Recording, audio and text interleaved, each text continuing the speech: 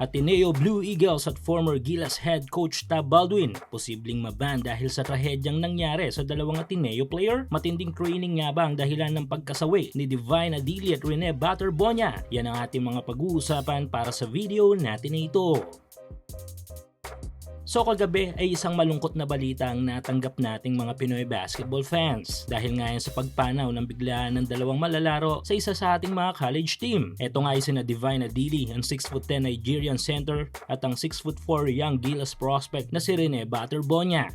Ayon sa ilang mga reports ay pagkalunod ang naging mitya ng pagkawala ng dalawang malalaro ng Ateneo. May iba't ibang mga opinion online, may mga nagsasabing nakainom daw silang dalawa at kung ano-ano pa. Pero may isang dahilan ngayon na mainit na usapin online. Ito nga yung team activity na ipinapagawa sa mga Ateneo players na malamilitary ang tema. Nahalungkat nga ang ilang mga video interviews tungkol sa mga dating malalaro ng Blue Eagles at dito'y nasiwalat ang mga bagay-bagay na ginagawa nila sa team building na ito. Suportahan ang iyong paboritong kupunan sa NBA, PBA, NPBL, FIBA at iba pang mga basketball league sa Asia. Para malaman ang mga available na promo at offers, gamitin lang ang promo code na PLAYW1X.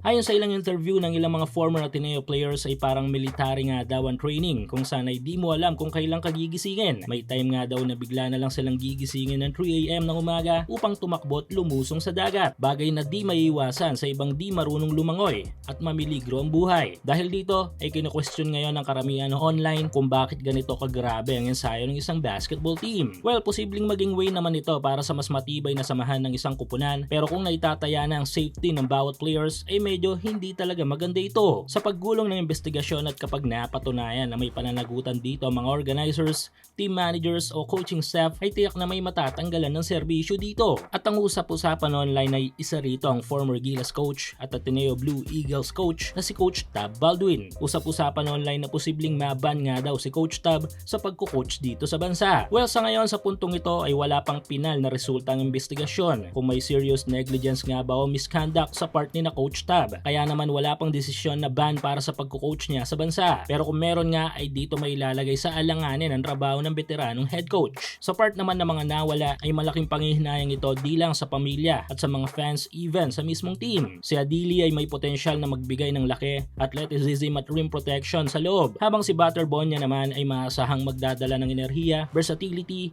at lalim ng roster sa team. Malaking kawalan para sa programa ang hindi nila maipapakita ang kanilang buong potensyal sa Ateneo Blue Eagles. Muli, sa lahat ng pamilya at kaibigan ni na Divine at Rene, nakikiramay po kami sa kanilang pagkawala at naway agad na lumabas ang resulta ng investigasyon at managot na mga dapat managot sa pangyayaring ito.